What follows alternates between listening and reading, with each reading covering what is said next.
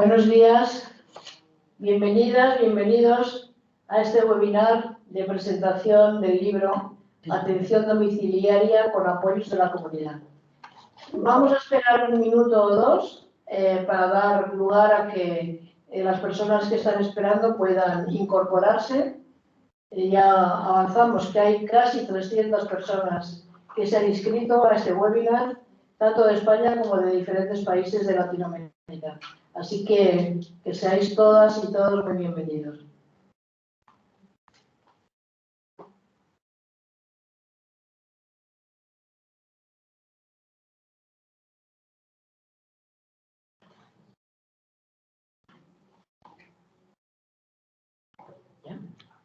Si te parece, buenas tardes a todos y a todas y buenos días, que tenemos gente de Latinoamérica, incluso tenemos a dos compañeros trabajadores sociales en Australia,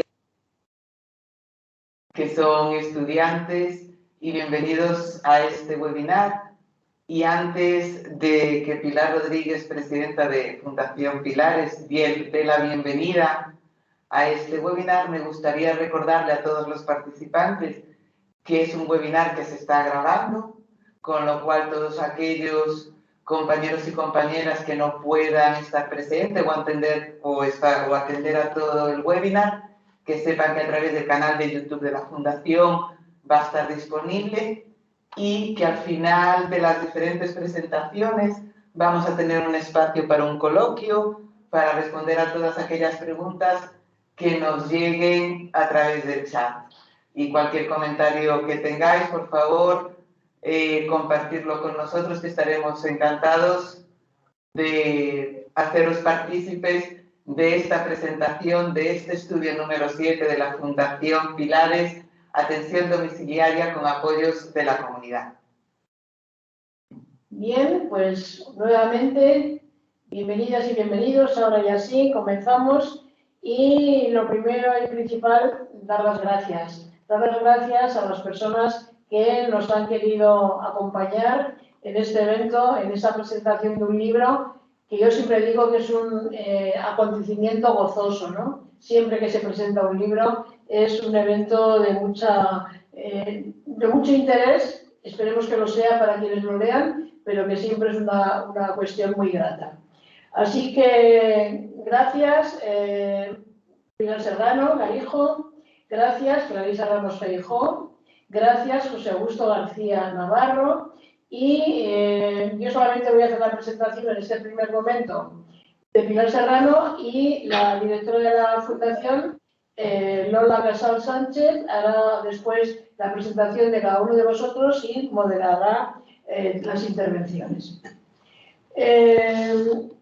¿Por qué este libro, no? Este libro recoge los estudios, el resultado de los principales resultados de un amplio estudio que ha realizado la Fundación gracias a la Fundación Caser. Saludo también al director de la Fundación Caser, que seguro que está por ahí, que concurrimos a una convocatoria de ayudas para la investigación de esta fundación y gracias a eso hemos podido desarrollarla alrededor de un tema de tanto interés como es la atención domiciliaria. Sabéis que ahora estamos con la palabra siempre en la boca del cambio de modelo, que tenemos que cambiar de modelo y evitar en lo posible la institucionalización. Si hay un recurso, si hay un servicio que realmente apoya esa desinstitucionalización, es un buen servicio de ayuda a domicilio, o mejor dicho, un buen servicio o servicios de atención domiciliaria, como veremos en los resultados que hemos obtenido. Este estudio se ha hecho con una triangulación metodológica, además de la revisión bibliográfica obligada. Se ha acudido a la explotación de fuentes secundarias y como fuentes primarias hemos realizado dos aproximaciones de trabajo de campo, una de tipo cualitativo, donde habéis participado muchos de vosotros y de vosotros que estáis aquí, y por otra parte hemos hecho también dos encuestas, una con trabajadoras familiares o auxiliares del SAT y otra con coordinadoras del Servicio de Ayuda a Domicilio. Hemos querido acudir a estas personas que son las que están más cerca de quienes necesitan estos apoyos y cuidados. Casi siempre quedan en último lugar cuando son ellas, y digo ellas porque sabéis que la mayoría son mujeres, las que están más próximas a estas personas a las que apoyan y conocen bien las dificultades, las ventajas, lo que necesita el servicio para poder ser mejor aprovechado. Y de hecho, tanta importancia le damos a esta presencia, a esta aproximación que hacemos con las personas que están más cerca, de las personas a las que ayudan, a las que apoyan, casi todo, personas mayores, que hemos querido dedicar la publicación a ellas como un homenaje, porque pensamos que fueron las grandes olvidadas, siempre han sido las grandes olvidadas de los servicios sociales, lo fueron durante la pandemia y lo siguen siendo, algo que desde luego deberemos reparar si realmente queremos poner en valor el trabajo de cuidar en los domicilios y, como decía, hacer verdad que con ese servicio sobre todo se apoya que las personas puedan vivir donde ellas quieren y mayoritariamente sabemos que quieren, que queremos todos vivir en nuestras propias casas. Los resultados de esta investigación son son interesantes y además son muchos. Por eso al final hemos recogido las conclusiones, los más importantes, y luego hay una serie de recomendaciones que seguramente se referirá a ellas la coautora y miembro del equipo de investigación, Clarisa Ramos Feijóo, porque las hemos dividido como en dos partes. Por una parte, cómo mejorar el servicio en sí, de ayuda a domicilio y llamado, y que decimos que hay que llamarlo en plural, servicios de atención domiciliaria, ¿sí?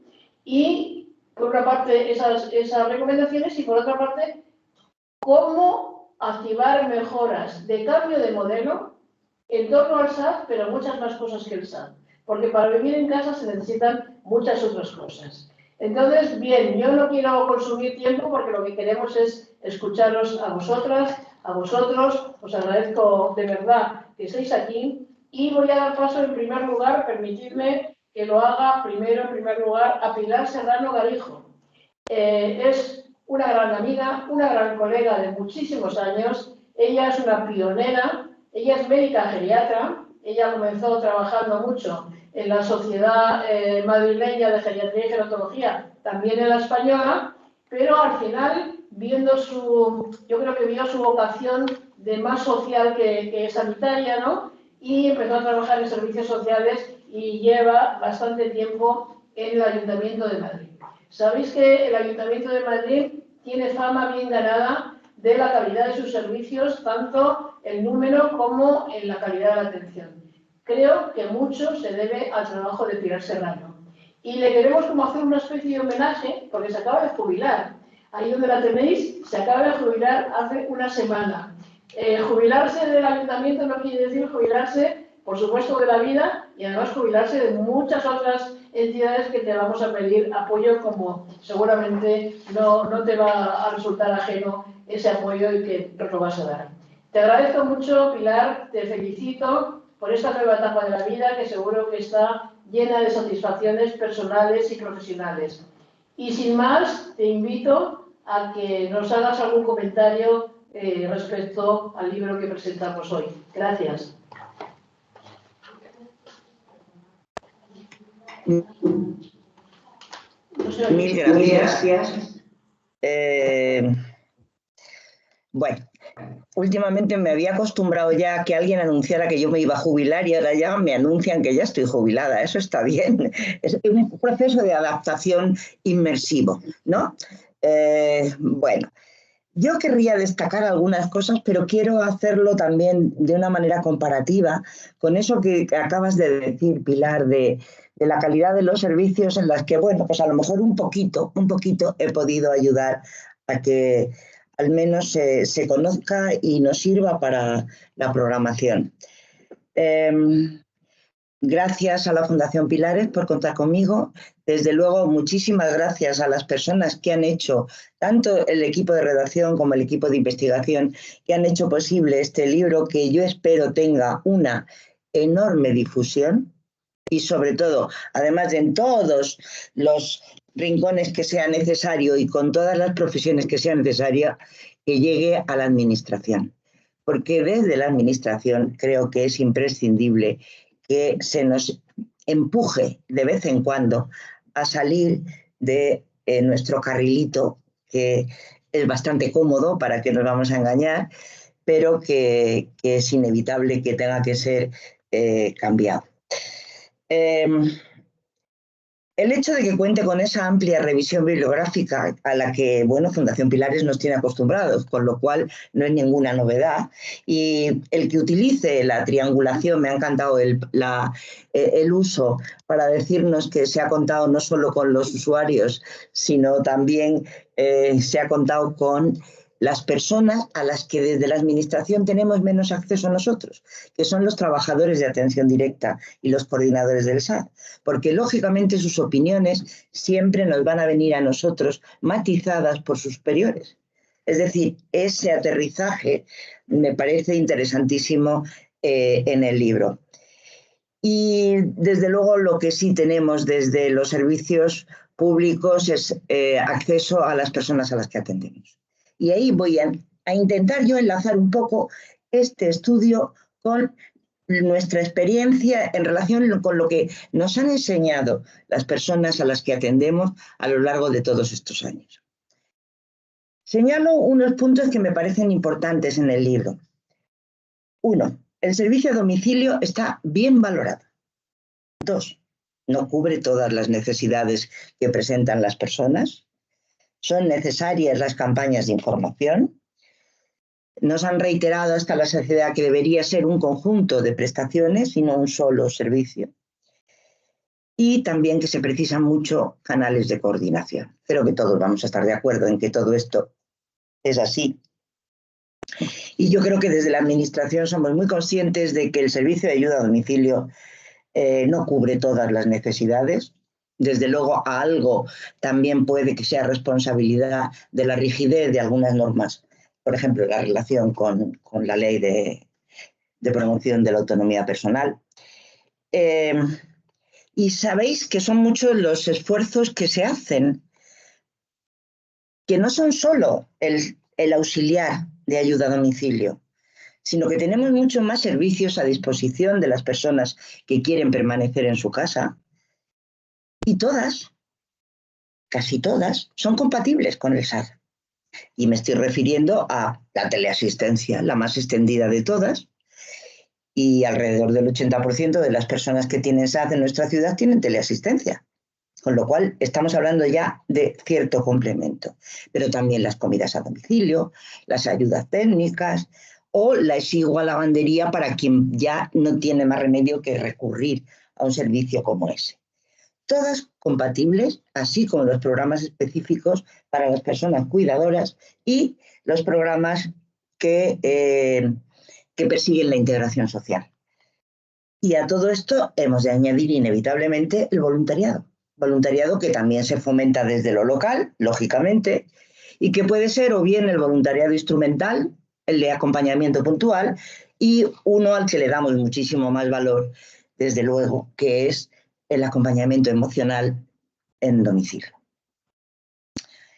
No nos olvidemos de los centros de día, son un enorme apoyo y es verdad que ahí sí que están regulados de una manera muy clara cuáles son sus compatibilidades. Y tampoco nos olvidemos de que hay otras cosas que a lo mejor no encajan tanto en la atención domiciliaria, pero que son el soporte para la misma, como pueden ser los grupos que se hacen, pues no sé, para las personas cuidadoras, por ejemplo, ¿no? En cualquier caso, sabéis que en el servicio de ayuda a domicilio y de teleasistencia y en los centros de día hacemos encuestas anuales. Eso significa que tenemos una dotación de datos enorme. Y quiero señalar que es alta la satisfacción y es alto el grado de recomendación. La teleasistencia a la cabeza, siempre es así y en todos los sitios. Pero no solo se trata de la satisfacción. Pensad que en el SAD, el 80% de las personas que lo reciben piensan que es un beneficio para su familia. Otro tanto piensa que recibe de él el apoyo que necesita. y otro tanto piensa que le ha permitido seguir viviendo en el domicilio en mejores condiciones. Y eso último lo comparten el resto de los servicios también. Bueno, ¿eso significa que tenemos muchos fieles? Sí, claro, muchos fieles, la inmensa mayoría. Pero no nos olvidemos, tenemos cautivos.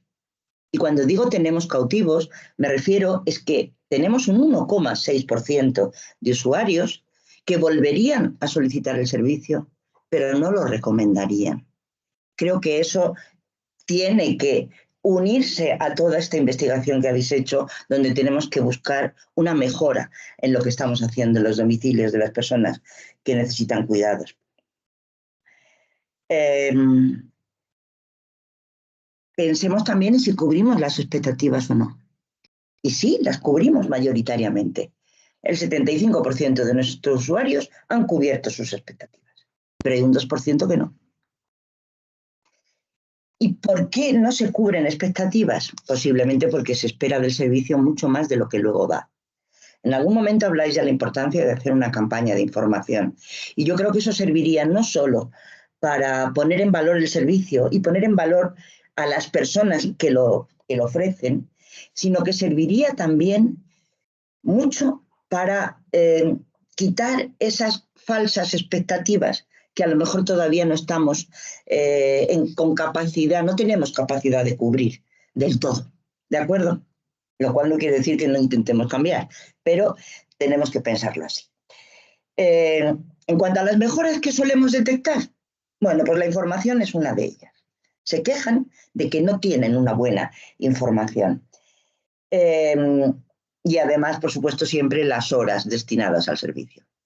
Todos querrían más, y eso nos lo dicen tanto en la encuesta como luego en las observaciones al final, cuando se les hacen preguntas abiertas. Y desde luego en esas preguntas abiertas, los cambios de auxiliar. Nada que no pueda, todo aquello que ya tenemos claro. Pero quiero dar un dato muy, muy, muy positivo. Y ese dato muy, muy, muy positivo es que los profesionales en todos los servicios que estudiamos, y no son solo los que he mencionado, lógicamente, tienen elevadas puntuaciones tanto en su trato y amabilidad como en su capacidad profesional. Todos. En el caso de la ayuda a domicilio, 8,8 y 8,6. Creo que eso hay que hacerlo también, poner en valor, y así se lo decimos a las entidades prestadoras de servicio cada vez que nos reunimos con ellos para darles los resultados de lo que hemos estudiado. Y además de hacer estudios cuantitativos, de vez en cuando nos permitimos el lujo de hacer cualitativos. En el caso del SAD, el año pasado se hicieron 2 porque ahora estamos en proceso de revisar ese SAD. ¿De acuerdo? ¿Y qué nos dicen? Y lo cito textualmente del informe del cualitativista. Alta valoración. Esta enorme satisfacción va unida, en gran parte de los casos, a un sentimiento de gratitud, bien, al satisfacerse necesidades relevantes de carácter funcional, emocional y social. Y emergen 2 figuras centrales, la persona auxiliar que atiende y la coordinadora del servicio. ¿Y qué valores señalan en este personal las personas cuidadoras familiares y las usuarias de los servicios del servicio de ayuda a domicilio? Trato personalizado, escucha y presencia, apoyo y acompañamiento, empoderamiento, estabilidad emocional y seguridad. Bien. ¿Con esto qué quiero decir? Pues quiero decir simplemente que, estando absolutamente de acuerdo con los resultados que habéis obtenido en este estudio, creo que el esfuerzo que se está haciendo en general para que esto funcione de algún modo, pues también hay que reconocerlo, y sobre todo el esfuerzo y la capacidad de las personas que atienden directamente a las personas mayores. Quiero creerme que esto que yo os he contado resumidamente sobre el Ayuntamiento de Madrid es compartido por otras ciudades, pero la verdad es que tengo poca evidencia. Y os digo por qué tengo poca evidencia, porque hacemos sistemáticamente análisis comparativos para ver precios, tipos, requisitos de acceso a los servicios, y buscamos encuestas de satisfacción que podamos comparar con las nuestras. Por desgracia, también tengo que deciros una cosa. O la ficha técnica es pobre y no hay manera de saber lo que ocurre, o la muestra tiene un error tal que es incomparable. ¿De acuerdo? Evidentemente las nuestras también tienen un error, pero siempre inferior a un 3%. Con lo cual, bueno, pues no está nada mal que lo tengamos claro. Sigo diciendo, lo más importante de todo, aparte de la satisfacción, que también es muy bonito decir que están satisfechos, es que la profesionalidad y el trato y la amabilidad de las personas cuidadoras se encuentran en nuestro cuadrante maravilloso de la matriz estratégica en lo más alto, en los valores que son un auténtico capital de calidad. Sé que tengo que terminar, porque sé el tiempo que llevo, pero no me importaría seguir. Pero sí quiero decir una cosa. Yo creo que nos pasa muchas veces, muchas. Recuerdo haber estado en un grupo hace muchos años de coordinación sociosanitaria donde llegábamos a la conclusión de que lo teníamos todo, pero lo teníamos como mal repartido, mal dimensionado, y pues aquí yo creo que nos pasa un poco lo mismo. Tenemos un poco de todo. Podríamos hacer un paquete, pero nos falta el gestor. Y ya no hablo del gestor de caso FETEN, ¿no? Es que desde nuestro punto de vista conocemos muy bien en los casos de maltrato o en los casos de aislamiento severo, pero que no llegamos a incorporar en nuestro cotidiano en los servicios, no, en el resto de los servicios, pero al menos una coordinación. Al menos una coordinación. Y, por supuesto, con el telón de fondo de la coordinación sociosanitaria, que desde luego en nuestra ciudad, pues muy gratificante la experiencia no ha sido, ¿vale? Y muchas gracias por vuestra atención y, por supuesto, quedo a disposición de todo el que quiera comentar algo para el coloquio. Y muchas gracias por el esfuerzo y por el estudio. Muchas gracias a ti, Pilar. Gracias por tus palabras. Y os recuerdo que las preguntas o comentarios que queráis hacer, a medida que vayan hablando los intervinientes, las escribáis en el chat, porque así se van recogiendo y al final podremos daros respuesta. Y ahora ya sí, le paso a nuestra directora, Lola, para que presentes al resto de invitados y prosigamos con las presentaciones. Muchísimas gracias, Pilares, a las dos Pilares, que sois dos grandes referentes de lo que es el modelo de atención integral centrado a la persona. Pilar, enhorabuena por toda la trayectoria que has hecho en los 40 años que has estado en el Ayuntamiento de Madrid. Para los que residimos en Madrid, aunque no seamos de Madrid, creo que tenemos unos servicios de atención a las personas mayores y no solamente es una consecuencia de los profesionales que trabajan en la atención directa, sino también es de las personas que habéis estado en puestos de dirección, que estáis convencidos en el cambio de modelo y que habéis sido y sois, porque como dice Pilar, vas a seguir siendo parte de nuestra comunidad, trabajando por ese cambio en el modelo. Así que enhorabuena y muchas gracias por acompañarnos. Y ya sin más, paso a presentar a Clarisa Ramos Feijó, que para mí es siempre un absoluto placer porque tengo la suerte de trabajar en una entidad en la que cuento con ella como miembro del patronato.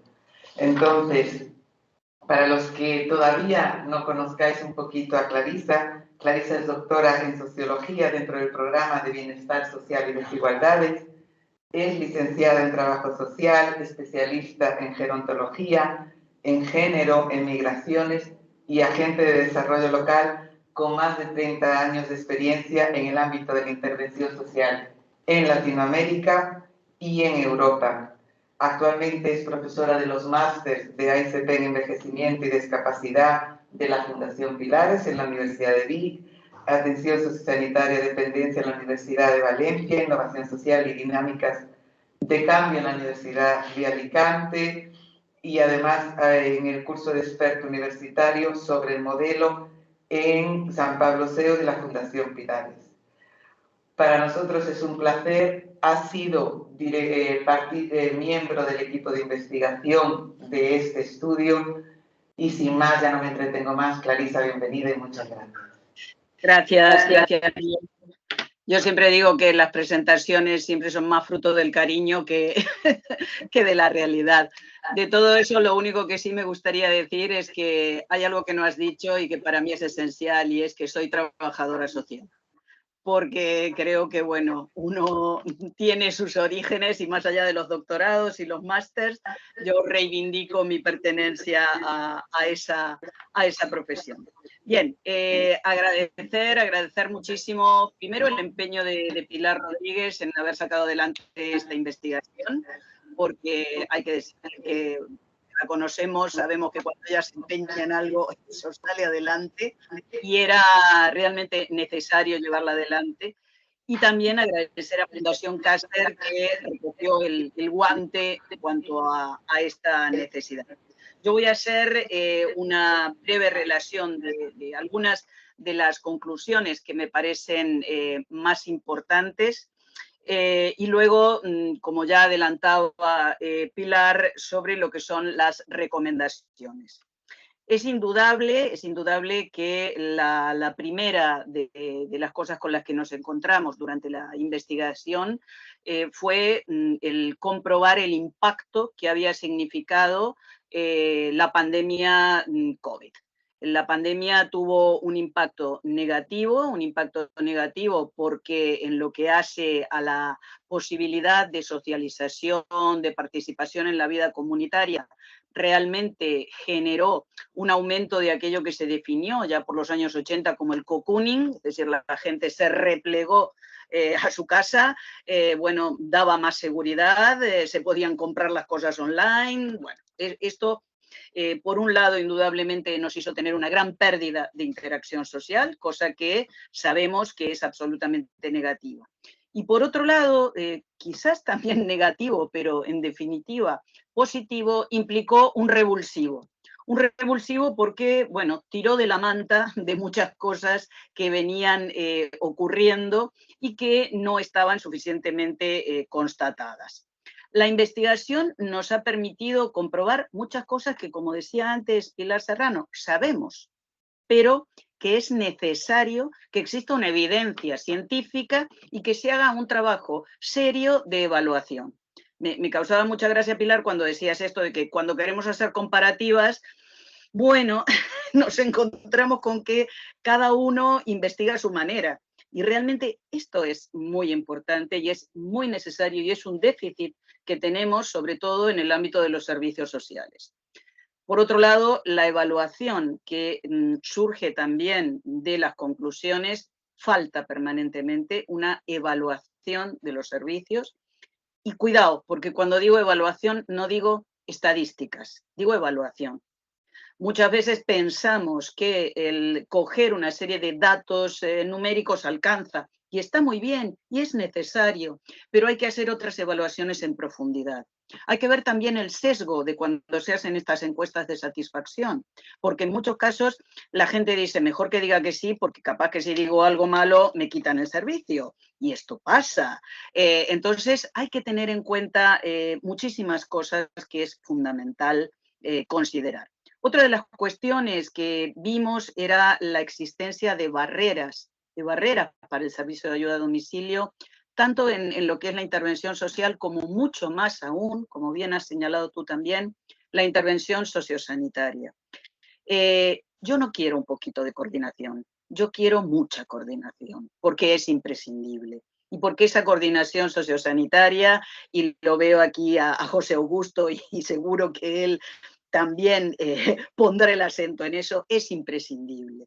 No es algo gratuito, algo que, bueno, si viene dado, que es suerte, es algo imprescindible. Es algo imprescindible en los cuidados de larga duración y es algo imprescindible en la calidad de vida a la que aspiramos todas y todos. Entonces, creo que lo que marca esta investigación como resultado en cuanto a esas barreras es muy importante para tener en cuenta. Se marca también entre las conclusiones, y que a mí me parece muy importante, las diferencias que existen entre el sector rural y el sector urbano.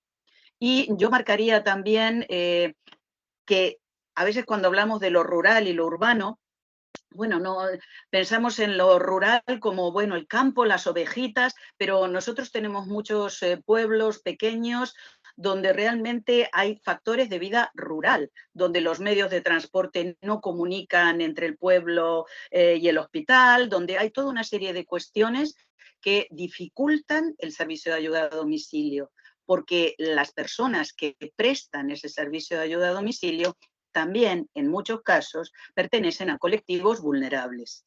Y este es el otro factor, digamos, que en las conclusiones me parece fundamental.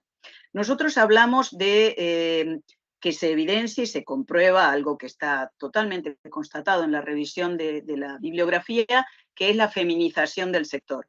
Yo realmente, antes Pilar me decía, ¿has vuelto a leer el libro? Sí, he vuelto a leerlo. Dice, ¿qué te parece? Digo, es que le estoy dando vueltas a esto de la feminización, porque en realidad feminización da idea de que este sector en algún momento no estuvo llevado a cabo por las mujeres, y en realidad siempre ha sido un sector femenino, no se ha feminizado, siempre ha estado asignado por roles de género, por contrato de género a las mujeres. Pero además, lo peor del caso es que ha estado considerado como trabajo de las mujeres, pero cada vez ha perdido más ranking en cuanto a su prestigio social. Y en esto coincido totalmente con lo que marcaba y que decía que planteamos en la investigación de la necesidad, yo diría que no solo de hacer campañas de información, hacer campañas pedagógicas sobre lo que es el cuidado, de la dignidad y la importancia del cuidado. A nivel de políticas sociales hemos dado un gran paso con la ratificación por parte de España del convenio 189 de la OIT, pero hacen falta más cosas. Hace falta garantizar cada vez más la capacitación y el prestigio que puedan tener las personas que cuidan. Pilar insistía, y en esto hemos hecho un acuerdo total, de dedicar este trabajo a esas personas que cuidan, esas mujeres que han cuidado durante la pandemia y que siguen cuidando día a día, ¿no? En uno de los programas que tenemos, en el Cuidamos Contigo, desde la Fundación Pilares en la Comunidad Valenciana, recuerdo perfectamente durante la pandemia que me llamaron porque una cuidadora informal, en este caso, que no tenía contrato, había sido parada por la Guardia Civil y le decían que la iban a detener por ir a cuidar a una persona mayor que se quedaba sola si ella no llegaba. Y esto nos da una idea de que hay una realmente situación de precariedad en el perfil de las personas que cuidan. Y esto es muy importante. Sé que en América Latina ocurre lo mismo y que es muy importante esa dignificación del cuidado.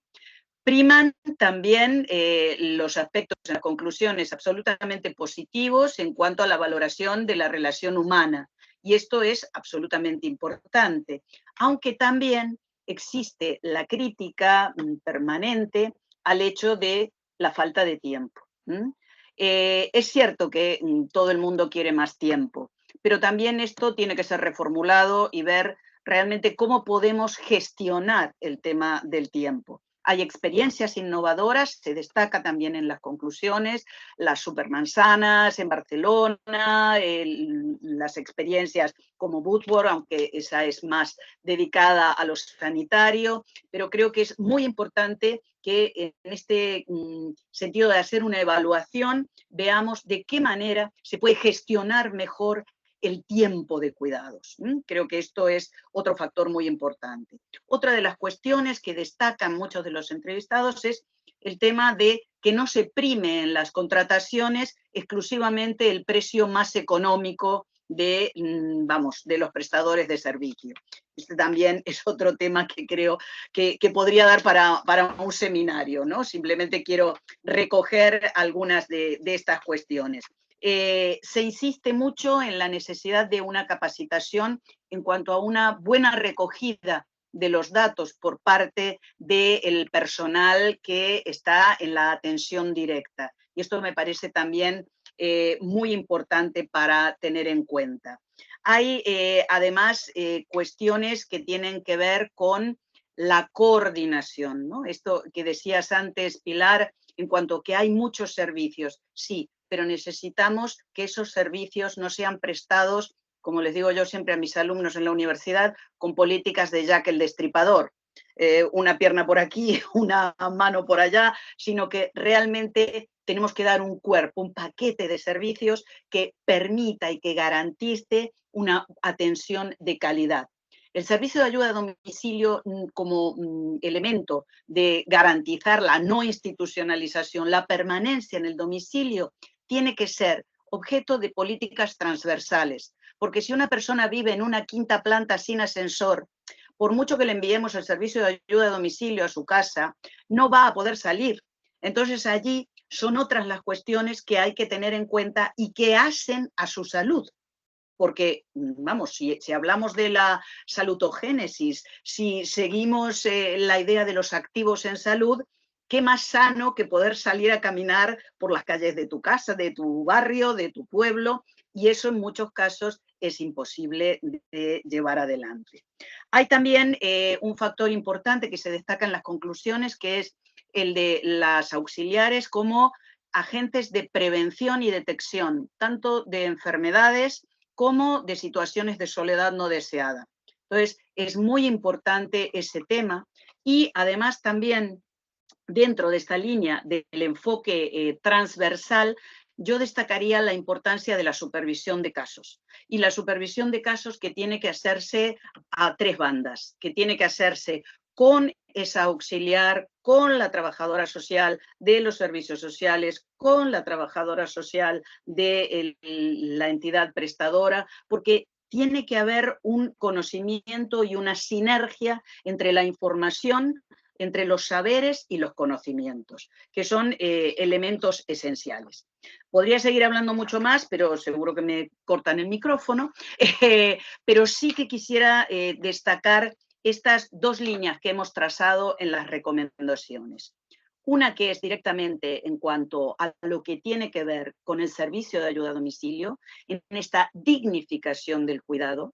Yo no me canso de sacar fotos en las farolas donde dice, cuido su perro, limpio escaleras, atiendo a personas mayores. Esta concepción del cuidado, de que es lo mismo pasear un perro, limpiar una escalera, que cuidar a una persona mayor, tenemos que cambiarla y tenemos que lograr que se cambie a nivel de la sociedad. Y este es un trabajo que tenemos que hacer entre todas y todos los actores que estamos involucrados en los cuidados de larga duración. Entonces, esa dignificación del cuidado que ya en la bibliografía reclaman Martínez Buján, Tronto, Durán, Battiani, en América Latina, en Europa, en Estados Unidos, todo el mundo reclama. Hay un discurso y una narrativa que habla de un cambio de modelo de cuidados, pero cuidado, y nunca mejor dicho. Una cosa es la narrativa y otra cosa es la realidad. Tenemos que lograr que además de haber llevado a las agendas políticas el tema del cuidado, aterricen en el territorio. Eso es lo más difícil. Porque el papel lo aguanta todo, aunque sea el papel del BOE. Es importantísimo que capacitemos y que logremos también la generación en nuestros equipos de espacios de reflexión ética, donde veamos que realmente podemos hacer mucho daño cuando una persona no recibe la atención que requiere para potenciar esas capacidades conservadas, porque siempre seguimos hablando de los déficits, incluso cuando hacemos esos informes para el servicio de ayuda a domicilio, seguimos hablando de lo que la persona no tiene, de lo que la persona no puede. Tenemos que empezar a trabajar y a capacitar a los agentes que hacen del cuidado su profesión, a trabajar desde el desarrollo de autonomía en las personas, aún en situaciones de gran dependencia. En esa segunda parte de recomendaciones está todo lo que tiene que ver con la transformación del modelo de atención domiciliaria. No podemos hacer un modelo de atención domiciliaria que siga basándose en la estructura de la mujer cuidadora, sea madre, sea hija o sea auxiliar de servicio de ayuda a domicilio. Tenemos que empezar a lograr que cambie la mentalidad para una sociedad de cuidados, porque tenemos el gran avance de la longevidad, pero la longevidad tiene que ser dotada de calidad de vida. Yo siempre recuerdo que en mis primeros años, cuando hice mi primer curso de gerontología en la Universidad de Buenos Aires, en la Facultad de Medicina, nos decían, hay que darle vida a los años, no solo años a la vida. Y estamos a muchos años más y seguimos teniendo que recordar que eso es imprescindible. Y yo ya para terminar, sí que quería, y esto, Pilar, te lo dedico, leeros una frase de Havel. Havel, sabéis que fue el último presidente de Checoslovaquia y el primero de la República Checa. Y Havel decía, la esperanza no es lo mismo que el optimismo, no es la convicción de que las cosas saldrán bien, sino la certidumbre de que algo tiene sentido, sin importar su resultado final. Yo creo que la esperanza tenemos que ponerla en cambiar este modelo de cuidados. La esperanza tenemos que ponerla en trabajar por un cambio en el servicio de ayuda a domicilio, que no sea un servicio de limpieza del hogar, sino que sea realmente un elemento terapéutico y de calidad para las personas. Muchísimas gracias. Muchísimas gracias a ti, Clarisa. La verdad es que siempre un lujo escucharte y jamás osaría a quitar el micrófono como hacen en los Oscars, que lo bajan. Dios nos librara. La verdad, no podemos estar más de acuerdo contigo en esa necesidad y en esa realidad esperanzadora para movernos y avanzar hacia una sociedad verdadera de cuidados. Y gracias a estos estudios, pues es lo que comentabais tanto Pilar como tú, es la necesidad de tener datos, de nutrirnos de lo que dicen nuestros usuarios, de verdaderamente poner en el centro a la persona y movernos a una sociedad de cuidados transformadora donde se dignifique la figura del cuidado. Muchísimas gracias y paso a darle la bienvenida a nuestra siguiente ponente, que es a la que tengo el placer de conocer hace un par de años por una iniciativa también en la Comunidad de Madrid, que es Natalia Rodán Fernández. Natalia, bienvenida. Muchísimas gracias por acompañarnos en la presentación de este libro. Natalia es presidenta de la Patronal Estatal de Servicios de Atención a Personas en Situación de Dependencia, además de ser la directora corporativa de Organización, Control y Responsabilidad Social del Grupo Eulen. Es vicepresidenta de la Comisión de Sanidad y Servicios Sociales de la COE, además de ser psicóloga clínica, diplomada en gerontología social y experta en servicios sociales y economía social. No me entretengo mucho más porque si hablamos de lo que es prestar servicios de calidad y coordinarlos, estoy segura que Natalia nos va a poder ofrecer una visión muy amplia en este tema. Muchísimas gracias, Natalia, por acompañarnos y sin más ya te doy paso. Gracias, Lola, por la presentación. Como decía efectivamente Clarisa, más cargada de cercanía, ¿verdad? Y de cariño que de realidades, pero bueno, la verdad es que es un auténtico placer estar en un entorno del nivelazo que tenemos por personas que hemos apostado por esto toda la vida, ¿verdad? Y que seguimos apostando por ello. Y muestra de ello es el tesón de Pilar, de investigar, de apostar, de seguir desde todos los ámbitos que ha ocupado y ocupa, ¿no? Y además arrastrarnos a todos y recordarnos que seguimos teniendo ese compromiso, ¿no? Yo escuchaba a Pilar Serrano, con Clarisa no había tenido la oportunidad de coincidir. Y bueno, a José Augusto le escucharemos también luego, ¿no? Y dices, claro, es que estamos aquí por algo, efectivamente, porque creemos desde hace mucho tiempo y seguimos creyendo que hay que cambiar, que hay que transformar. Y bueno, pues este estudio, esta investigación, estas conclusiones van mucho más allá y es verdad, coincido con Clarisa, que nos hace falta estas investigaciones en el ámbito de lo social, ¿verdad? Que tenemos menos tradición, tenemos que seguirlas, pero yo sobre todo creo que es una muestra de que efectivamente la ayuda a domicilio tiene muchísima más carga de profundidad, tiene mucho más recorrido dentro de todo el futuro incierto que bueno, con el que gestionamos cada día, pero que al final el ámbito de los cuidados es una realidad que cada vez va a ir a más, y el servicio de domicilio precisamente representa la personalización, la flexibilidad, tiene el potencial de formar parte de un ecosistema de cuidados en el ámbito comunitario, en el ámbito de la proximidad, donde las personas, tanto los profesionales como quienes lo reciben, bueno, es innegable que son la clave de ello, ¿no? Con lo cual, enhorabuena por seguir creyendo en algo donde además se le está dando todavía más pilares, si cabe, que efectivamente con la presentación, los pilares más la fundación, yo creo que estamos en el mejor lugar. Dicho esto, la verdad es que tenía un tema preparado, pero después de escucharlo lo he cambiado todo, ¿no? Entonces voy a intentar ir a temas que son absolutamente relevantes y coincidimos todos. Con el tema de la COVID, que es donde surge también, ¿verdad? Muchas de las reflexiones, lo que está claro es que somos un sector francamente invisible, ¿no?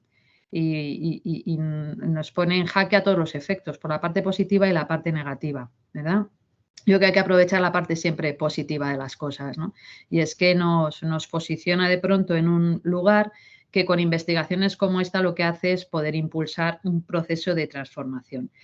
Y lo que deberíamos de preguntarnos también ya no es solo cuánto es de desconocido en el ámbito de los mayores, sino como sociedad civil, como alternativa de sector, como alternativa profesional, como alternativa de cuidados, como alternativa mía de futuro, ¿vale? Entonces, como sociedad civil, porque en muchos casos yo nos oigo, si me permitís la expresión, y nos metemos en nuestra mochila toda la responsabilidad del sector, y este sector es un tema, insisto, de compromiso, es una evidencia de un bienestar de un país, de una riqueza de un país y de un sistema de cuidados de un país. Con lo cual, cómo romper esas barreras y trascender a la sociedad civil y tener una visibilidad mayor, ¿no? Que en parte posiblemente nosotros podemos ayudar en esa transformación y empezar a hablar de la ayuda a domicilio en ese concepto de servicio y tratarlo como tal. Comentábamos antes, ¿verdad? Ya no solo efectivamente tiene que primarse la calidad de la prestación, un proyecto de atención en un ámbito privado, además, donde confluyen dos personas, cosa que nuestros servicios domiciliarios consiguen lo que no consiguen otros. Entramos en el domicilio y permanecemos en el domicilio.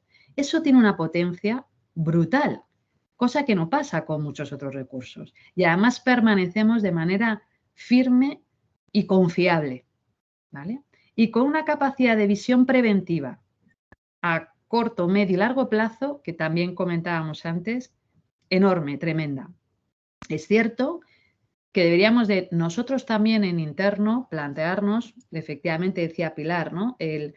Lo complementario de muchos de los servicios domiciliarios, que los hay, la teleasistencia, la ayuda a domicilio, los centros de día, pero vamos más allá, incluso yo creo que nosotros deberíamos de empezar a hablar de esa integración de servicios, porque cuántas personas usuarias de ayuda a domicilio son también usuarias de teleasistencia, ¿verdad? Y cuántas cosas, pues a veces que les preguntamos 2 veces lo mismo de diferente manera, pues podríamos ya realmente confluir. Y en esa estancia y permanencia en el domicilio integrada, es muy fácil pivotar acciones de coordinación sociosanitaria con esa visión más global de la persona, ¿verdad? Donde además la persona participa de manera más activa, porque como dice además el estudio, está más empoderada también, forma parte, porque estás en mi casa, estoy en mi casa, tengo realmente los recursos que preciso y puedo decidir de manera conjunta ayudar a que en el próximo paso del cuidado forme parte también mi opinión y realmente mi entorno familiar y de apoyo, ¿verdad? Con lo cual son muchísimas cosas que aportarían muchísimo valor en esa coordinación sociosanitaria, en ese concepto, bueno, por lo menos de visión de caso. No sé si es de gestor o no tampoco, pero sí de visión global y de manera permanente y continuada, que creo que eso es fundamental. Lograr un sistema en el que las personas pudieran consumir en ese ecosistema de cuidados lo que se requiere en cada momento, porque también somos conscientes de que los cambios que se producen son muy rápidos, sería otro de las metas, ¿verdad?, que nos podríamos poner en ese ámbito del cuidado de larga duración, en el ámbito del domiciliario, para poder entrar y salir, consumir y volver a casa. Porque lo que si bien es cierto, como os comentaba, la flexibilidad de la ayuda a domicilio no lo tienen otros recursos que requieren de otras infraestructuras. ¿Y qué quiero decir con esto? Vamos a tener unos años de muchísima presión asistencial en el ámbito de los cuidados, que luego disminuirá. Disminuirá porque pasado el baby boom volverá a bajar. Con lo cual, precisamente, la atención domiciliaria es la que va a tener muchísima más capacidad de atender de manera flexible las demandas de presión social en el ámbito del envejecimiento en el medio y largo plazo. Y precisamente también la más sostenible y, como veíamos también en la investigación, la más aceptada por las personas que reciben los servicios, ¿no? Dicho todo esto, pues surgían varias cuestiones también que yo creo que son francamente importantes y que en la investigación arrojan muchísimas cuestiones, que es hablar de los profesionales. Ya no solo efectivamente esa visión de género, ¿no?, sino de los profesionales, de cómo si hay una valoración tan positiva por parte del servicio, de la persona al final que lo recibe, cómo no somos capaces de ponerlo en valor en la sociedad civil. ¿Por qué no es una alternativa el ámbito de los cuidados en nuestro país? Y esto lo hilo también con algo que apuntaba Clarisa, ¿verdad? Es verdad que no podemos primar el precio, claro que no. Tenemos que primar un proyecto. Pero tenemos que hablar, y con Pilar hemos debatido también muchas veces sobre eso, de un servicio, con lo cual una visión de horas ya lo distorsiona. Es que esto no es un concepto de horas, esto es un servicio. Es decir, una residencia, ¿verdad?, que no se habla de horas de prestación o de cuidado por parte de los gerocultores o del equipo, no, se habla de un servicio residencial. Esto es un servicio de ayuda a domicilio y como tal deberíamos de tener ese foco que nos permitiera medirlo no con horas de prestación, que hace que las condiciones no sean las mejores, que al final primemos más, tener más personas a lo mejor con unas horas más partidas. Y aquí la cuestión es qué hacer, más o mejor. Y esa financiación que a veces requerimos, deberíamos de invertirla más en mejorar lo que hay, porque esta investigación nos da pistas de por dónde hacerlo o cómo poder hacerlo, en lugar de seguir incorporando muchas más personas a un sistema que vemos, por otro lado, que todavía necesita evolucionar, bueno, pues en los aspectos que estamos comentando, ¿no? Y no querría terminar porque es verdad, como somos todos apasionados de este tema, digo, se nos va el tiempo y yo en eso intento ser muy pulcra. Lo que podemos aportar además desde el servicio de domicilio, las profesionales y los profesionales, pero sobre todo las profesionales, por esa visión que tenemos, ¿no?, de género que existe, no es que tengamos, es que es una realidad, es cómo podemos optimizar los recursos profesionales, los recursos humanos, el capital humano en el sector de los cuidados. Como país tenemos un reto por delante tremendo y es que nos faltan profesionales para trabajar, pero lo falta en el ámbito sanitario y lo falta en el ámbito social o de los cuidados, si hacemos esa. Por eso es muy importante ver de qué manera podemos aprovechar el capital humano, los profesionales que están ya dentro del domicilio de las personas, para que con actuaciones preventivas, ¿vale?, para que tengamos capacidad de optimizar los recursos en el ámbito, por ejemplo, sanitario y que realmente haya desplazamientos al domicilio cuando sean necesarios o que nos podamos anticipar y podamos detectar incluso deterioros por parte de otros cuidadores familiares y nos anticipemos a una acción que nos permita también atender a otro perfil, ¿vale?, que está atendiendo a esa persona en situación de dependencia. Es fundamental, porque si no, lo que no tiene sentido es que si no vemos esa visión global, al final estamos hablando de unos mismos perfiles profesionales que los diferentes sistemas necesitamos, no estamos teniendo esa visión y al final dejamos en medio a la persona y parece que estamos tirando, ¿verdad?, hasta que eso se rompe. Me gustaría destacar mucho se extrae muy bien, yo creo, también de la investigación por matices, ¿no? Más que por lo absolutamente transversal que es el sector de los cuidados. ¿Por qué? Porque toca educación, toca formación, toca empleo, es que genera empleo. Tenemos que hacer que sea un empleo de calidad. Ese es el mayor esfuerzo. De calidad social y económica, las dos cosas. Insisto en la social, porque las personas que perciben el servicio y lo ven, así lo valoran, pero tenemos que traspasar esas fronteras. Toca sanidad, toca salud, toca prevención, toca ciencia. La cantidad de información que tenemos, hablamos de investigaciones, la cantidad de información que tenemos que nos puede permitir hacer acciones preventivas tanto en el ámbito puramente de la salud como en el ámbito de la investigación social. Toca, lógicamente, visión de género, mujer, cómo no, ¿vale?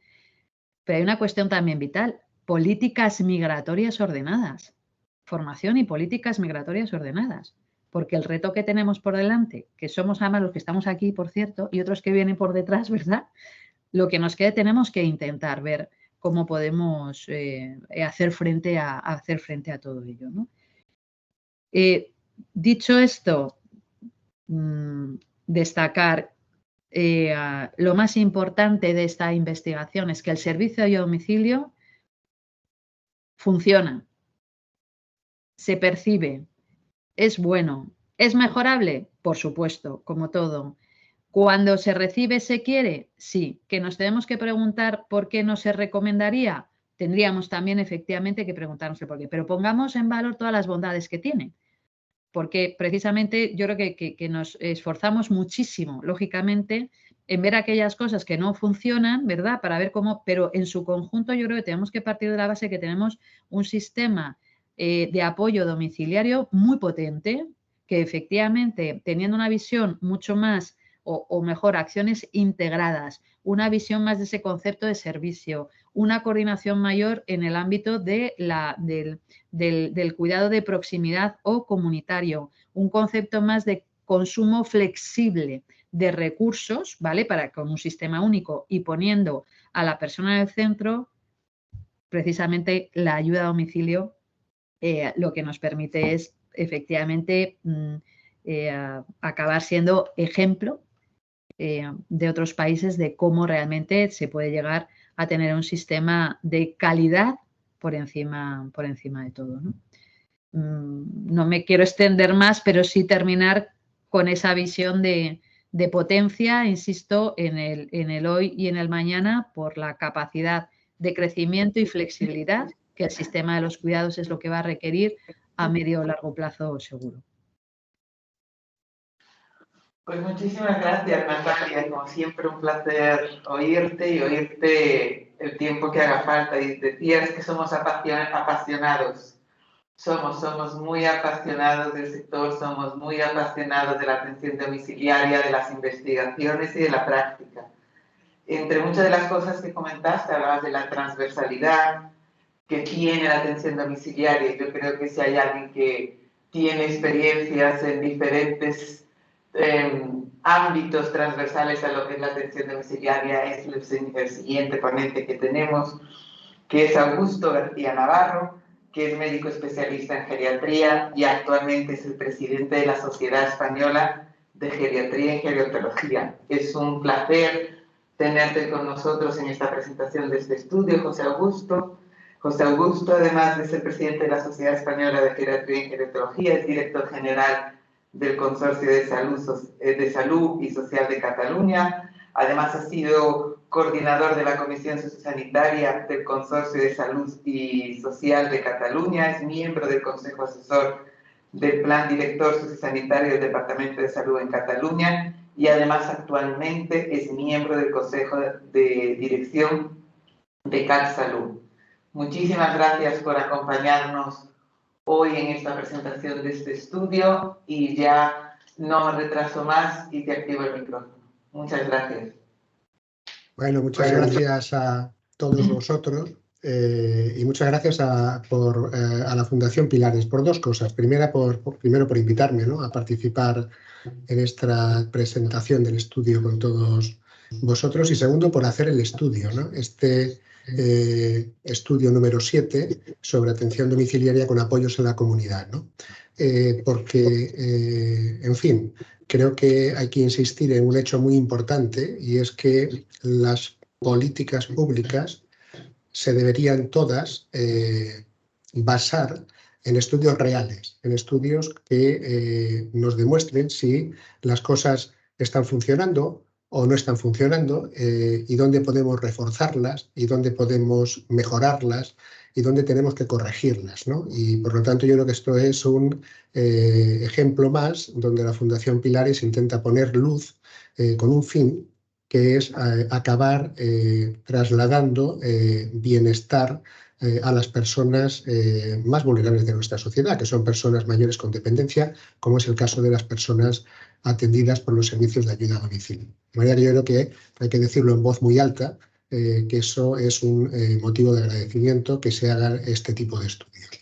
Fijaos, hablar ahora, después de que han hablado ya 3 ponentes y tenemos el estudio, es muy complicado, ¿no? De manera que me vais a permitir que comparta con todos vosotros algunas reflexiones, que algunas de las cuales vienen de las recomendaciones del estudio, otras de las conclusiones, otras de las palabras que ya han dicho los ponentes que me han precedido, ¿no?, y que me han también, digamos, estimulado a poder hablar ciertas cosas, ¿no?, para intentar poner en valor el servicio de ayuda a domicilio y la transformación que tiene que sufrir para poder dispensar y acabar dando una buena atención, un buen cuidado a las personas mayores con dependencia que viven en sus domicilios y con otras necesidades sociales. Yo creo que hay que repetir, decía Pilar al inicio del seminario, decía Pilar Rodríguez, decía, ya estamos un poco, en fin, muy acostumbrados a oír la frase de que el modelo de cuidados tiene que cambiar. Bueno, pues sí, nos vamos a seguir cansando de decirlo, porque el modelo de cuidados tiene que cambiar, porque no ha cambiado de forma sustancial en los últimos años. Y de eso lo dejo aquí abierto por si queréis ponerlo en la discusión. Ha habido pequeños intentos de cambio, pero no un cambio radical, como creo que todas las personas queremos que pase, y por lo tanto es importante empezar a empujar con estos estudios que demuestran por dónde tenemos que ir, y también diciéndolo en voz muy alta. Comentaba Clarisa, decía, oye, hay que dar datos para poder empezar a demostrar cómo las cosas están pasando, pero no solo datos numéricos. Y estoy de acuerdo, hay que empezar a trabajar otros datos de la esfera cualitativa, porque probablemente son muy importantes para acabar mejorando todos los servicios que damos, y en concreto el servicio de ayuda a domicilio, y por lo tanto incorporando esa perspectiva de la persona, las sensaciones que tiene, la experiencia con el cuidado, la manera de relacionarse con su entorno es básico y fundamental, ¿no? Y habrá que empezar a ponerlo como objetivo primordial en la evaluación también de estos servicios de cara a futuro. Pero algún dato numérico hay que dar, Clarisa, yo creo que algún dato numérico hay que dar. Yo te voy a dar dos, uno más macro y otro más micro. El más micro viene aquí de Cataluña, yo vivo en la Comunidad Autónoma de Cataluña, donde el último informe de la intensidad del servicio de ayuda a domicilio para personas con dependencia, el último informe y los últimos datos del Inserso señalan que aquí en Cataluña estamos prestando a las personas con grados de dependencia 2 en domicilio una media de 20 minutos al día de atención. Lo vuelvo a repetir, porque no quede ninguna duda. Estamos prestando 20 minutos al día de atención a personas con dependencia en domicilio. Y yo creo que estas cifras hay que decirlas, Clarisa, porque no me extraña que con eso en el estudio se diga que evidentemente falta tiempo de atención. Y no es solo cuestión de organizar el tiempo y gestionarlo mejor. Es cuestión de dar más tiempo. Es cuestión de que no se puede cuidar una persona con esa intensidad temporal. ¿Por qué cuidar? Y eso lo dice muy bien el estudio y lo deja clarísimo, ¿no?, hacia el modelo donde hay que ir. No solamente es hacer tareas de forma rápida, repetitiva y encorsetada en unos horarios. No, no, cuidar es comunicarse con la persona, cuidar es dedicarle tiempo, cuidar es detectar las necesidades, cuidar es detectar qué es lo que le preocupa y cómo lo podemos corregir, vigilar y adecuar el entorno, mirar la historia temporal de la persona, mirar también la historia temporal de dónde estamos en ese día en concreto y en los avatares que le están pasando a esa persona en el día. Y eso no se puede hacer con 20 minutos al día. Por lo tanto, algún dato hay que dar y hay que decirlo en voz alta. Segundo tema, que es también muy importante, ¿por qué damos solo 20 minutos al día? Pues porque estamos en un sistema de cuidados de larga duración, que es el que tenemos en España, que está muy mal financiado. De hecho, está infrafinanciado. Y esto tiene influencia directa en los servicios que estamos prestando. En concreto, en España estamos dedicando alrededor del 0,8% del Producto Interior Bruto a cuidados de larga duración. 0,8%. La media de los 27 países de la Unión Europea, sin el Reino Unido, que ya no lo contamos, es del 1,5%. Por lo tanto, el doble. La media de los 8 países más ricos de los 27 es del 2,5%. Por lo tanto, el triple. De manera que estamos en una situación que tiene una solución muy sencilla y que además es muy evidente, y es que hay que dedicar más financiación. ¿Para qué? Para que estos servicios de financiación pública puedan acabar prestando mejor prestación al final al usuario final. Y yo creo que esto también hay que decirlo en voz alta. Seremos incapaces de cambiar el sistema de cuidados de larga duración si no somos capaces de financiar mejor el servicio. Y lo que nos pasa es consecuencia de esta baja financiación en una parte importante, no en todo. Ahora hablaremos de otras cosas, en una parte importante. Claro, en este contexto, ¿qué pasa? Que las personas de los servicios de ayuda a domicilio pues se quejan de precariedad laboral y tienen razón. Tienen razón porque tienen uno de los convenios colectivos más bajos que hay en toda España y en las diferentes comunidades autónomas, porque no hay una financiación suficiente para poder darles más prestación. Y eso conduce a que muchas veces faltan trabajadores en los servicios de ayuda a domicilio. En estos momentos en Europa, faltan alrededor de 1,1, es decir, 1.100.000 cuidadores para personas con dependencia en todos los países de Europa. 1,1 millones de trabajadores. Entre otras cosas porque el trabajo no es atractivo. No está considerado socialmente, no está bien remunerado y además hay pues a veces pues una serie de apreciaciones sociales hacia esos trabajadores de que son trabajadores de una peor categoría que si trabajan en otro sector. Y esto hay que ponerlo encima de la mesa y hay que solucionarlo, ¿no? Fijaos, hace unos días una comunidad autónoma de aquí de España ha relajado las sanciones que hay cuando los inspectores encuentren una disminución o bajos ratios de personal de acuerdo a la norma en las inspecciones que hacen a residencias de mayores. Eso es alucinante. O sea, ¿cómo es posible que una administración no entienda que su responsabilidad es que precisamente eso no pase? Y una parte importante de eso, lógicamente, es que haya más financiación y esté financiado de forma pública. No rebajar las sanciones. Esto es increíble. Es decir, y no podemos, yo creo, dejar de mirar, dejar de reivindicar y dejar de decir en voz alta que las personas mayores con dependencia necesitan unos servicios que estén mucho mejor financiados. No hablo ahora ya del dinero, voy a cambiar de tercio porque si no pensaréis que estoy ahora, solamente haciendo un discurso económico. Pero sí que es importante recordarlo porque si no, no seremos capaces de avanzar en este modelo, ¿no? Yo creo que el modelo de cuidados de larga duración, además de la financiación justa, necesita que haya una garantía de derechos, que haya una eliminación de trabas de acceso. Por lo tanto, en estos momentos tenemos importantes listas de espera que hay que empezar a manejar, que haya que hacerlos lo suficientemente dinámicos como para que se adapten a las necesidades muchas veces cambiantes y muy rápidas de las personas mayores con dependencia. Y aquí yo creo que también tenemos mucho que trabajar y mucho que aprender, porque hay grandes listas de espera para acceder a una valoración, para acceder a una prestación del servicio, para acceder a una intensificación de un servicio, etcétera, etcétera. Y yo creo que es muy importante empezar a decir también en voz alta que ya está bien de que salud mire hacia otro lado.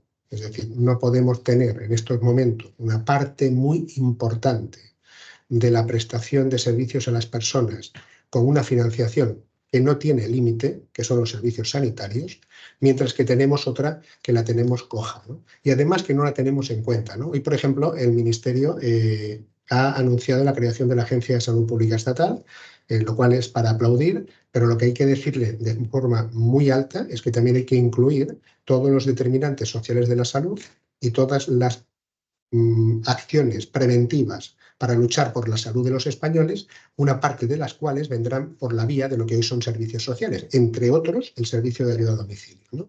Pues esto habrá que empezar también a ponerlo encima de la mesa, ¿no? Es decir, cómo empezamos también a comenzar a trabajar ese concepto de One Health, de salud única, no solamente incluye el medio ambiente y no solamente incluye la salud de los animales, oiga, incluye los determinantes sociales de la salud. Y ahí incluye palancas importantes y servicios importantes como los servicios sociales, ¿no? El estudio, yo creo que ese estudio es un tesoro porque pone en la práctica un cambio de modelo y de orientación nuevo del SAT que es muy importante y que todos coincidimos que es el que hay que hacer, ¿no? Dice, oiga, vamos a reorientar el SAT, vamos a hablar de cuidados, no vamos a hablar de prestación de horas.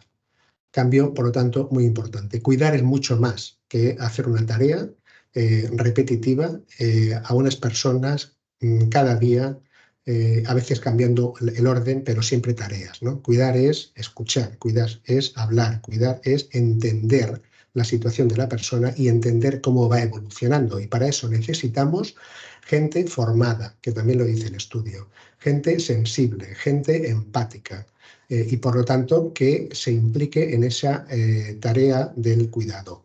Y además que lo haga en equipo, también lo comenta el estudio, de manera que pueda entender también el papel del cuidador no profesional y que pueda también entender cómo podemos ampliar la visión para incluir otros servicios de la comunidad que pueden ayudarnos, y estamos hablando de vecinos, voluntarios, asociaciones, en fin, ONGs que nos pueden ir ayudando y también servicios de salud.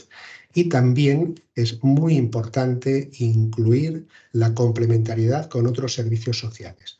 Y toda ese amalgama de servicios que tenemos para atender personas complejas con una gran situación de dependencia que evolucionan dinámicamente y que tienen que estar en su domicilio. Si queremos que eso se haga con una elevada calidad de vida para la persona, pues necesita una inversión muy importante en formación, una inversión muy importante en tiempo, una inversión muy importante en cambiar la cultura, que probablemente estas últimas, la formación, el tiempo y el cambio de cultura, nos cueste mucho más que el incremento de la financiación necesaria, que seguro que es el primero que tendremos que hacer. En el fondo, al final, también significa que tenemos que cambiar todos cómo vemos esto, ¿no? Es como decía el León Tolstoy, decía, todos piensan en cambiar el mundo, pero ninguno piensa en cambiarse a sí mismo, ¿no? Pues yo creo que también eso hay que empezar a hacerlo si queremos cambiar el paradigma, ¿no? Y si no, no seremos capaces de salir de estos pequeños avances, ¿no? Que yo creo que estamos haciendo, pero que hay que empezar a dar un impulso real, cuántico a los cuidados de larga duración en España. Muchas gracias. Muchísimas gracias a ti, José Augusto, a todos los presentadores que han participado. Y ahora vamos a abrir un espacio de chat, un espacio de coloquio, que lo va a introducir ya Pilar directamente, con diferentes preguntas que nos han llegado, con comentarios que habéis puesto en el chat, y ya sin más. Gracias a todas y a ti, José Augusto. Y voy a empezar por, antes de dar paso a las preguntas, por ratificar casi todo lo que habéis dicho y empezando por ti, que ha sido el último, resaltar la importancia de la financiación. Porque es que basta ya de hablar de cambio de modelo si no se asignan las cuantías que necesita el cambio de modelo. Yo creo que no nos cansaremos de decirlo suficientemente y por eso es importantísimo hacer hincapié ahí. No se puede cambiar el modelo, por mucho que queramos y por mucho que estemos convencidos, si no hay financiación suficiente y si no hay otras muchas cosas, pero la financiación es básica. Luego quería, porque no he tenido ocasión de ver antes a Natalia Roldán, agradecerle tanto sus palabras como no, pero la participación suya y de muchas otras entidades proveedoras del servicio de atención domiciliaria, porque ellas nos han facilitado mucho el acceso a las personas coordinadoras del servicio, las personas auxiliares o trabajadores familiares, porque es muy difícil llegar ahí. Y ha sido a través de estas entidades, también de las administraciones públicas que han participado, poder acceder a estas personas y además tener así el orgullo de decir que hemos llegado a donde están esas personas de las que nadie se ocupa y que son las que más saben. Las que saben más y son más sabias son ellas. Y de hecho, en la investigación lo encontraréis, veréis que las personas, no solamente las personas que reciben el servicio, están satisfechas, como se ha dicho muchas veces, y lo consideran adecuado el servicio, o por lo menos que valoran la categoría personal de la persona que llega al domicilio, sino que estas, que las trabajadoras familiares y auxiliares de ayuda a domicilio, dicen cosas como que lo que más les parece de bien del servicio es que les gratifica y les dignifica como persona. Fijaros qué cosa más importante. Y que ha dejado esa percepción que tienen estas personas de esta ignorancia que hay o este menosprecio hacia el trabajo de cuidar que tenemos que cambiar. Y por eso el tema de hacer campañas y de empeñarnos todos en dignificar los cuidados es absolutamente relevante, me parece a mí, ¿no? Y como no quiero consumir más tiempo, vamos a las preguntas. Voy a ver si nos da tiempo a todas o por lo menos hacer un resumen. Hay una pregunta que dice que si consideramos que el SAT es un recurso idóneo para trabajar la detección y la intervención de los casos de las personas en riesgo de sufrir soledad no deseada y de qué manera se viene trabajando ese tema. Claro que sí. O sea, dentro si se hace un buen servicio de atención domiciliaria, no solamente es para pasarles el bártel y ver las dificultades que tiene funcionales, es para ver las necesidades que tiene la persona en su integralidad. Y desde luego detectar casos de soledad no deseada, o detectar casos de maltrato, o detectar situaciones de una persona que se siente sola, como dice la pregunta, pero además que hay un indicio de que puede estar desarrollándose una depresión. El servicio de atención domiciliaria es uno de los servicios más potentes, con más potencia de detectar casos y de no sé si intervenir directamente ellos, pero sí de trasladar la necesidad que se está detectando cuando se está haciendo el servicio. Esto no sé si en todos los sitios se hace, debería hacerse, porque sí que hemos visto también en el estudio, como habréis visto, que se está transformando el sentido del SAT, ¿no? No ya, como venimos diciendo, porque tiene que ser servicios en plural, sino porque el mismo SAT, ahora en singular, se está transformando en el sentido de que cada vez hay menos tareas domésticas y mucho menos tareas domésticas en solitario y hay mucho más acompañamiento, ¿no? Además de atender a la persona, acompañamiento, y eso se considera un valor, ¿no? O sea que hay que poner tiempo también y dedicar cuando se planifica ese servicio, a dar el suficiente espacio para conocer de verdad a la persona. Y una cosa que no ha salido mucho y siempre me gusta poner en valor, que es el apoyo a las familias cuidadoras. Las familias cuidadoras, como veremos dentro de poco, que estamos haciendo una gran investigación sobre las familias cuidadoras, son las paganas de todo esto, de todos los fallos del SAT y de todos los fallos de los servicios que no llegan y de las prestaciones que no llegan y de la insuficiente financiación y de la falta de formación. ¿Quién lo paga? Las familias, que son al final las que se encuentran con su persona que necesita apoyos y se los prestan, aunque sea a costa de mucho esfuerzo y dinero. Y yo creo que desde el SAT, además de atender a la persona, hay que valorar la situación de sobrecarga que puede tener la persona cuidadora y también de la vivienda. Y así se hace una atención mucho más integral. Pero me voy a la pregunta. Dice, la segunda pregunta que tengo aquí, ¿creéis que la imagen de las personas, ya sean usuarios, familias, la sociedad en general, tiene sobre el SAD ha ido cambiando en los últimos años? Yo creo que ha ido cambiando en cuanto a la efectividad del servicio y al cambio de esto de las tareas domésticas. Cada vez se dice más que debería no estar integrado en la ayuda a domicilio, sino que ser un servicio aparte y trabajar más en torno al acompañamiento y a la atención a la persona, a la familia, a la vivienda. Yo creo que sí, pero la sociedad no creo que lo tenga tan claro, porque otra cosa que sale clarísimamente y que siempre decimos es que hay que informar a la sociedad para que valore el trabajo de cuidar en general, pero de la atención domiciliaria en particular, porque desgraciadamente sigue habiendo muchísimas personas que piensan que la del SAD es que me van a atender la casa, ¿no? Y yo creo que en ese sentido sí que es importante y bueno, en esta línea iba la pregunta que se decía, cuando queréis intervenir vosotros, pues es un coloquio. Yo lanzo preguntas de la gente que está ahí, pero por supuesto que además de la respuesta que yo doy podéis intervenir cuando queráis, ¿eh? Por ejemplo, ¿cómo consideráis que tiene que cambiar en esto no voy a decir de las tareas, de la actividad que tiene que hacer los servicios de atención domiciliaria?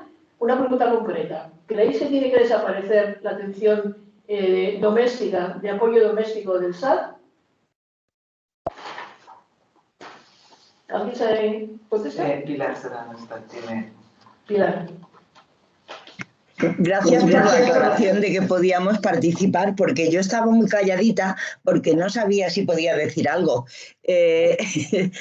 Mira, voy a la primera pregunta, porque la primera te hablabas de la soledad no deseada. Yo cada vez hablo menos de soledad no deseada y hablo más de que la gran preocupación que nosotros tenemos es el tremendo aislamiento social. Pero al margen de ese matiz, yo os puedo asegurar que no sabéis, sí lo sabéis, pero bueno, yo quiero decíroslo, el valor innegable que tienen los servicios domiciliarios, tanto en los casos de maltrato como en los casos de aislamiento social severo. Y bueno, Natalia, tú lo sabes perfectamente porque, en fin, trabajamos tanto juntas que es que esto termina siendo una cosa un poco rara, ¿no? Tener los ojos dentro de una casa, los ojos y los oídos. No os podéis imaginar la cantidad de grabaciones que hay de maltrato en teleasistencia, por ejemplo, y la cantidad de apoyos que sentimos los que tenemos un equipo concreto de atención a maltrato y aislamiento, como en el caso del Ayuntamiento de Madrid, el enorme apoyo que son los servicios domiciliarios. Sin ellos no sería posible revertir ni un solo caso de los que nos llegan a la mesa de vulnerabilidad. Y ahora ya, si queréis, yo me quito la mano y ya no intervengo en la segunda y que ahí intervenga otra, ¿vale? Muy bien. ¿Alguien quiere decir algo más o seguimos con los comentarios? Natalia. Y aquí entra la pasión, lo decía Pilar. Yo también estaba ahí conteniéndome según te escuchaba, Pilar, a las dos. Ahora contesto a tu pregunta, pero por hilar también efectivamente lo que decía Pilar, ¿no? La parte, fijaros, no solo lo que es trabajar o detectar, que hablábamos de la soledad no deseada, más allá de ese concepto de aislamiento social, que Pilar tiene una visión mucho más global, y es verdad que eso es así, ¿verdad? Sino la capacidad que tiene la ayuda a domicilio de anticiparse a lo que mañana puede haber una situación de soledad no deseada, porque precisamente nuestros equipos de ayuda a domicilio, y que agradezco enormemente, Pilar, el reconocimiento, nosotros no es que lo hayamos facilitado, es que menos, nosotros tenemos que ser entidades que permitan ser hilo conductor de la llegada a quien realmente está en ese día a día. Es que es fundamental. Entonces, que mínimo al contrario, agradeceros a vosotros que tengáis el foco en eso, ¿no? Cierro paréntesis. Es fundamental porque precisamente esa auxiliar, esa trabajadora social, esa coordinadora, ese coordinador, son los que van a tener capacidad para ver, oye, que si mañana fallece este cuidador familiar que está, es que aquí tenemos un problemón y le estoy viendo que hay un deterioro mayor. Entonces, esa capacidad de anticipación, porque permanecemos, hemos entrado al domicilio y nos mantenemos ahí, insisto, que creo que es lo más difícil, no le estamos sacando el provecho suficiente. ¿vale? Eso, vamos, vaya por delante ese potencial que tiene, ¿no? Y por otro también esa capacidad de prevenir el propio deterioro de ese cuidador, ¿vale? Entonces ahí mañana a lo mejor es que hay que incrementar las horas o hay que buscar otro recurso, porque es que en cuanto yo me vaya como auxiliar, esto sé que va a ser 24 horas o 18 horas que esto no va a estar bien atendido, ¿vale? Con respecto a la financiación, a mí me gustaría que destacáramos, estando todos de acuerdo, esa infrafinanciación, como decía José Augusto, es que esto ya partió de una infrafinanciación. Pero es muy importante que ayudemos a que la sociedad civil entienda que cuando se dice que estamos financiando más, ojo, financiando más el sistema, si a la vez estamos metiendo más personas en el sistema con las condiciones que hay hoy, no lo estamos mejorando. Por eso la pregunta a veces es, ¿más o mejor? O sea, el dinero que tenemos, el dinero que pueda entrar hoy, ¿a qué queremos destinarlo? ¿A que haya más personas que efectivamente están en lista de espera y que tenemos que ver cómo gestionamos? ¿O a que esas personas que están no sean atendidas solo 20 minutos, como decía José Augusto, como era el caso? Porque además eso también va en deterioro de las condiciones laborales de las personas que van a trabajar. Porque es que tengo una hora para ir a un sitio, me desplazo, otra hora para ir a otro, ¿no? Y con respecto a la desaparición o no, Pilar, que no se me olvida la pregunta, ¿verdad? De, oye, ¿tiene cabida el apoyo hogar, ¿verdad? En lo que es la atención personal cuando estamos hablando de una situación de dependencia. Yo creo que en eso se ha avanzado mucho. Es decir, que el chip de la entrada de la ley de dependencia, ese concepto de PIA, esa valoración en un concepto diferente, yo creo que ha hecho, y de hecho las horas de prestación mayormente por el sistema son de atención personal y no sé de apoyo hogar.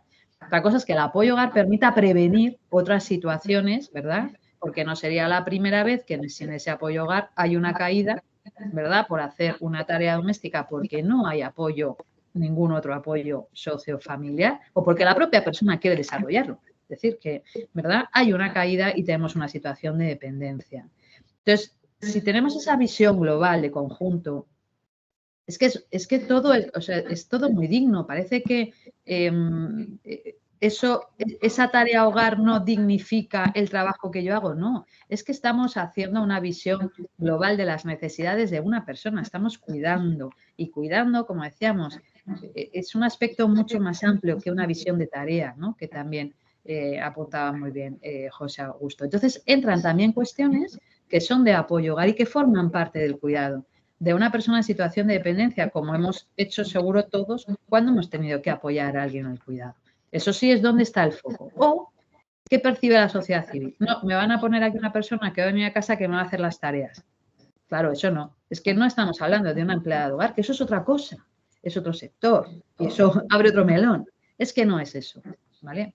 Por eso también la importancia de que empecemos a trabajar desde el propio sistema de las administraciones, de financiar bien, de no hablar de horas. Muchas veces, ¿por qué hablamos de horas? ¿Verdad, Pilar? Porque el concepto también de cómo se retribuye es por horas. Entonces, todo eso nos hace a todos un lío. No, oiga, aquí hay una persona contratada con su jornada, con su salario, y esto es una prestación de un servicio, ¿verdad? Y eso nos permitiría, bueno, pues digamos, que el enfoque incluso individual de las personas, incluidas las profesionales, sea otro. Muy bien. Permitidme hablar un minuto simplemente, porque además os tengo que dejar porque tengo otro compromiso, ¿no? Fijaos, es que somos humildes hasta para pedir, Natalia, hasta para pedir. Quiero decirte, cuando yo digo que hay que incrementar del 0,82%, o sea, incrementar al doble, el Producto Interior Bruto dedicado a cuidados de larga duración en España, que significa ayuda a domicilio, residencia, centros de día, teleasistencia, etcétera, etcétera, estamos hablando de 11.700 millones de euros más, que es menos que el presupuesto de la sanidad catalana, que son 16.000 millones de euros. O que es infinitamente menos de lo que nos costó pagar el tratamiento de la hepatitis C, que fueron 66.000 millones de euros. Pero a ver, que es que no hay que asustarse, lo que hay que hacer es ponerlo encima de la mesa. No podemos ir todavía así, porque yo creo que se trata de dar más y mejor. Tú bien lo dices, hay que hacerlo mejor, pero además hay que dar más, por si queremos cambiar. Y luego hay que atender también otra serie de actores en el sistema que yo creo que los cuidados no son su principal en fin, motivo cuando hacen según qué políticas sociales. Y estoy hablando en concreto de los ayuntamientos. Hay algunos que sí, hay algunos que dedican mucho presupuesto, hay algunos que intentan bajar mucho el copago y hay otros que ponen unas ordenanzas fiscales de copago que son impagables. Y entonces, esto también hay que decirlo. Quiero decirte, esos 20 minutos al día de ayuda a domicilio en Cataluña, conviven municipios que dan una barbaridad de ayuda a domicilio, 2 horas y media y 3 horas al día, con otros que es que dan 1 hora cada mes. Entonces yo creo que eso también hay que ponerlo encima de la mesa, ¿no? Y esa labor de concienciación de las administraciones públicas y sobre todo recordarles que aquí no están para hacer contratos y para hacer sanciones, sino para cuidar personas, que por eso se les ha transferido una competencia. Eso yo creo que también es una cosa que tenemos que empezar a hacer y a decirlo con la voz muy alta, así de claro. Disculpadme, que sea así de vehemente, pero es que, en fin, me llega al alma. Y disculpadme también que os tengo que dejar en nada, en un minutillo, porque tengo otra cosa. Yo totalmente de acuerdo contigo, pero cuando tú decías antes que hacen falta datos, y yo estoy totalmente de acuerdo contigo en eso, es que justamente estos datos que tú estás planteando son datos que están dentro de una evaluación. Yo lo que digo es que a veces hay estadísticas que no van a ningún sitio. Lo que tú estás diciendo es una estadística con una explicación de lo que está pasando y con una demanda concreta. Y esto que tú estás planteando de 20 minutos para una persona en situación de dependencia, ojo que también tenemos la realidad, y nosotros aquí en Comunidad Valenciana lo estamos viendo, de ayuntamientos donde se le da ayuda a domicilio a personas que no están en situación de dependencia y que bien podrían utilizar otro tipo de recursos. A eso me estoy refiriendo yo con evaluar. Eso también. Eso forma parte del qué también, ¿no? Y del cómo. Bueno, disculpadme, ¿vale? Entre los comentarios o preguntas que llegan, una de México. Recordad que tenemos conectadas personas de Latinoamérica donde en muchos de esos países no hay atención domiciliaria. Y esto es importante retenerlo porque uno de los comentarios que llega de México es decir que aquí cuidan a las mujeres, por supuesto, pero además la sociedad no valora lo que es el cuidado hasta que no te pasa a ti en tu familia, ¿no? Y entonces es cuando realmente se dan cuenta de que esto del cuidado debe ser una cosa importante si no se quiere sacrificar a las familias y sobre todo a las mujeres. Y ese problema lo tienen las familias que tienen un miembro con discapacidad. Lo viven solas, con poco o nada de apoyo social, gubernamental ni familiar. Solas. Esto también, porque muchas veces cuando hacemos formaciones por Latinoamérica, es verdad que hay se ha invertido, como pasaba aquí antes en España, el dinero que tenían, más bien poco, en residencias y no se ha invertido en atención domiciliaria porque para eso están las familias y para eso están las mujeres. Así estamos, hay que ver cómo apoyar a estos países donde ocurre esto, porque la dignificación del cuidado tiene que ver con muchas cosas, pero tiene que ver también con profesionalizar y con poner profesionales que vayan a los domicilios, porque en esos países lo que hay es atención domiciliaria privada para la gente que se lo puede pagar, pero la mayoría sacrifica a sus familias y no hay otra. Sí, Pilar, y de nuevo, en los países de América Latina es exactamente lo mismo que nos pasa aquí con las cadenas globales de cuidado.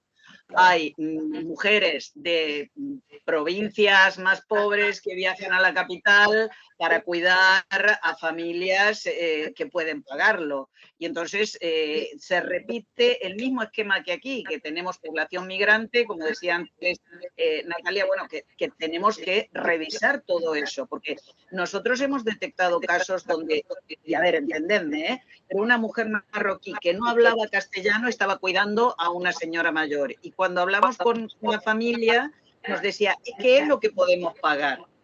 Entonces, claro, ni es justa la situación para la cuidadora, ni es justa la situación para la persona cuidada. Estamos generando sistemas perversos de cuidado. Bueno, otra pregunta que nos llega, tengo muchas, no nos va a dar tiempo, pero bueno, hace referencia a una cosa que yo creo que es relevante, y es cómo se hace para que exista una verdadera coordinación entre los trabajadores sociales públicos, los coordinadores del servicio de ayuda a domicilio y la trabajadora familiar o auxiliar de ayuda a domicilio, porque muchas veces se duplican las funciones entre la coordinadora y la trabajadora social cuando eso se podría ver de otra manera. ¿Qué opináis sobre esto? No sé quién quiere. Natalia. Es verdad. Fíjate, es más evidente incluso si hablamos de dos tipos de servicios, ¿no? Como es por ejemplo, una teleasistencia, una ayuda a domicilio, ¿no? Pero bueno, vuelvo al caso de la ayuda a domicilio, que es el que ponen. Yo creo que hay una cuestión muy, muy complementaria, ¿verdad? Porque los servicios sociales de base, los profesionales, los trabajadores sociales de servicios sociales de base tienen unos objetivos, unos objetivos concretos, ¿verdad? Que lo que hay que hacer es luego cómo se complementa luego cuando ya la prestación está funcionando, ¿verdad? En ese seguimiento de la prestación en el domicilio, ¿vale? Qué necesidades de refuerzo formativo puedan tener las auxiliares en un momento determinado. Cómo anticipar también, porque yo creo que es muy importante tener en cuenta que todos formamos parte del sistema. Yo creo que a veces cometemos el error de unos son públicos, otros son privados, entonces son distintos. No, los recursos humanos que tenemos son los que son. Y que creo que entre todos tenemos que ocupar el espacio donde podemos aportar valor.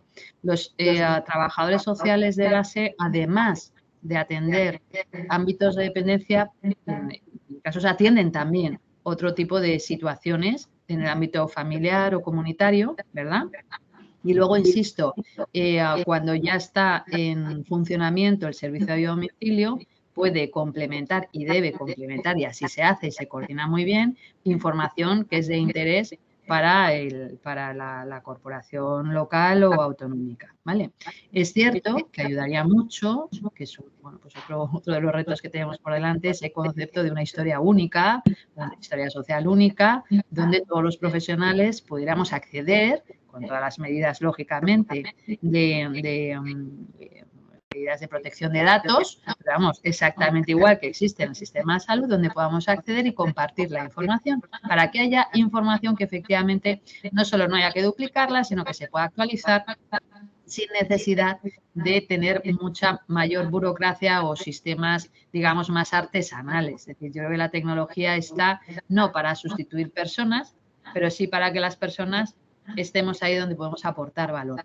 Entonces, lo que tendríamos, si no en cualquier caso, es que revisar si se está produciendo algún solape, que yo creo que realmente lo que hay que hablar es de esa complementariedad, porque son fases distintas y, por tanto, no sé cómo lo veis a Pilar y a Clarisa, pero no tienen por qué en absoluto solaparse. Otra cosa sería si estuviéramos hablando de servicios, y con esto termino, que no quiero ni desviar ni dilatar, ¿no?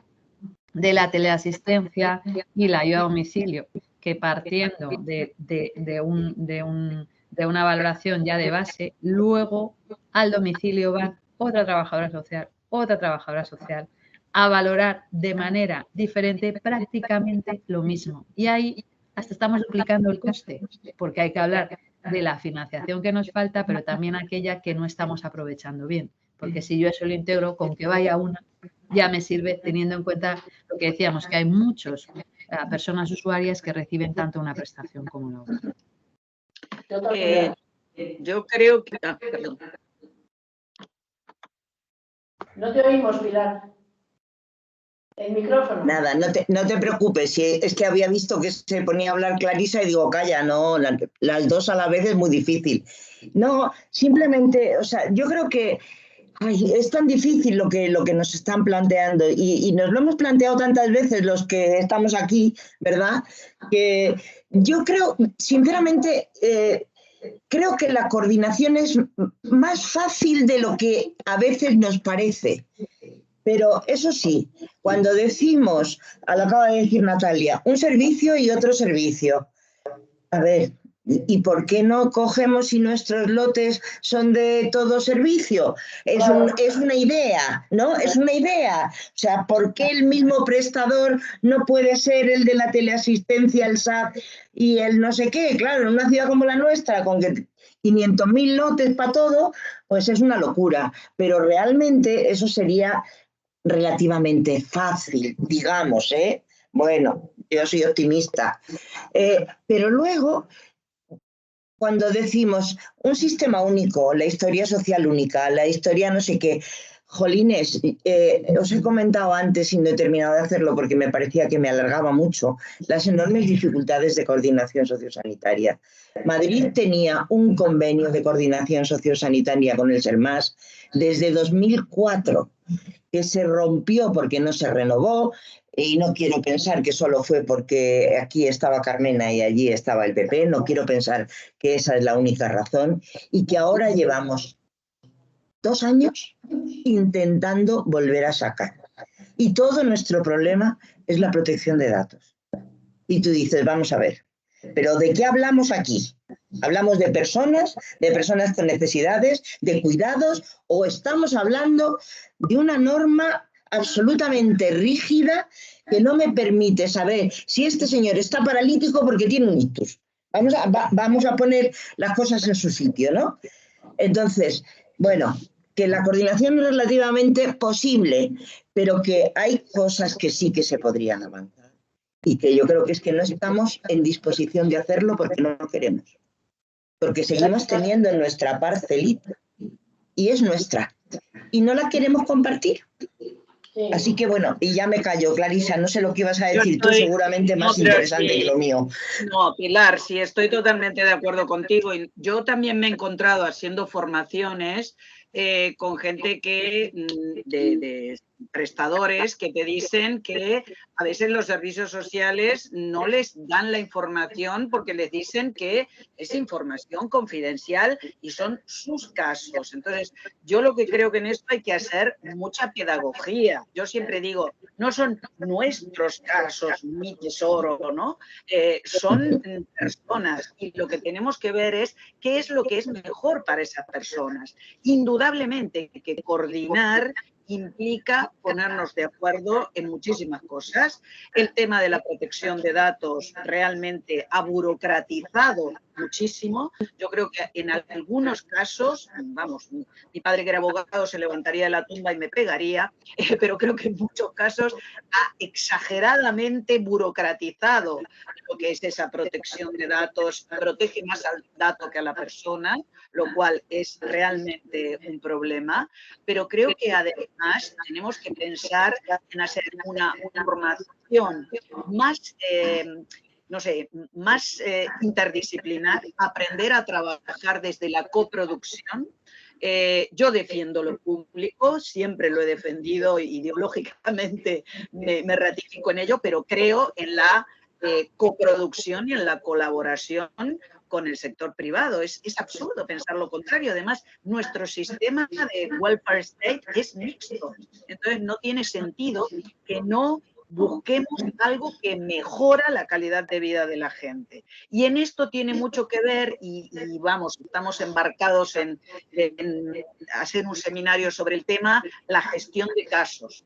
Yo creo que también allí ha habido mucha confusión en cuanto a qué es la gestión de casos, qué es el profesional de referencia, me pongo yo para quitarte tú.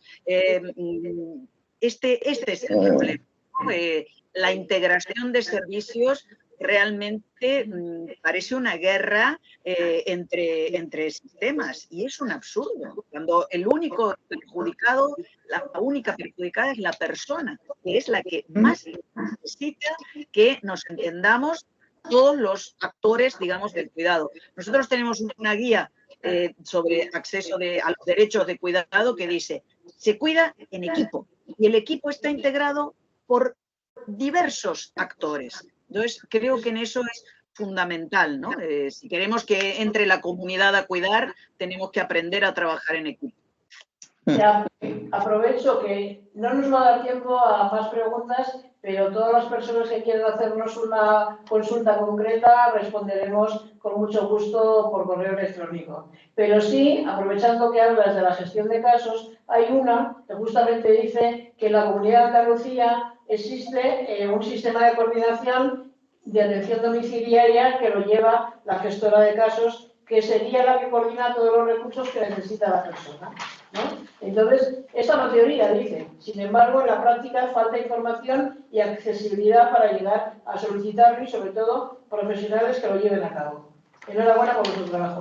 Bueno, yo creo que el tema de la gestión de casos es algo a trabajar mucho. Y como bien dice Clarisa, vamos a hacer un seminario donde debatamos qué se entiende por gestión de casos en salud, qué se entiende por acompañamiento del caso o gestión y acompañamiento de servicios sociales y cómo sacamos a la luz esa figura que sería verdaderamente ventajoso para todos que existiera, ¿no? Porque es la que media entre la persona, su familia y los recursos públicos, privados, de la comunidad, y esa figura de ese trabajo de mediación favorecería mucho el trabajo de atención domiciliaria, creo yo.